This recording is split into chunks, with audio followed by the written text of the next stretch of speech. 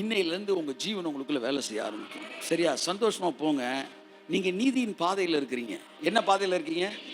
நீ சொல்லுங்க, ஐயா நான் முழுமையான நீதிமான்னு உணரலையா, நான் அந்த பாதையில் தான். பரவாயில்ல, பாதையில் இருந்தாலே நீ போய் ரீச் பண்ணணும் தேவையில்ல. நீதிமான்ற பாதையில் இருந்தாலே உனக்குள்ள ஜீவன் இருக்கும். அதோட முடிக்கல பாருங்க, அங்க மரணம் இல்லைன்னு. இப்ப தெரியுதா ஏன் சபை மறுபடி மரணத்துக்குள்ள போயிட்டே இருக்கு?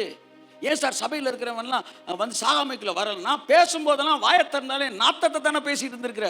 நீ ஒரு பாவி, நீ ஒரு பாவி. என்ன பாவம் பண்ணிட்டு வந்திருக்கிற? புரியுதா? பிசாசு எப்படி அவனுக்குள்ள வந்து பேசியிருக்கிறான்னு. இதுல வேற நீ பெரிய அவனுக்கு சப்போர்ட் வேற. இப்படி பாவி பாவின்னு சொல்லி தானே எங்களுக்கு மரணத்தை கொடுத்தீங்க. ஏனென்றால் பாவத்தின் சம்பளம் மரணம். சபையில பாவத்தை பேசி பேசி சபையை மரணத்துக்குள்ள கொண்டு வந்தாங்க. ஆனா இன்றைக்கு தேவன் தம்முடைய தாசர்களை தெரிந்து கொண்டு, தம்முடைய புத்திரர்களை தெரிந்து கொண்டு நீதியை பேச வைக்கிறார். ஏனென்றால் நீதியின்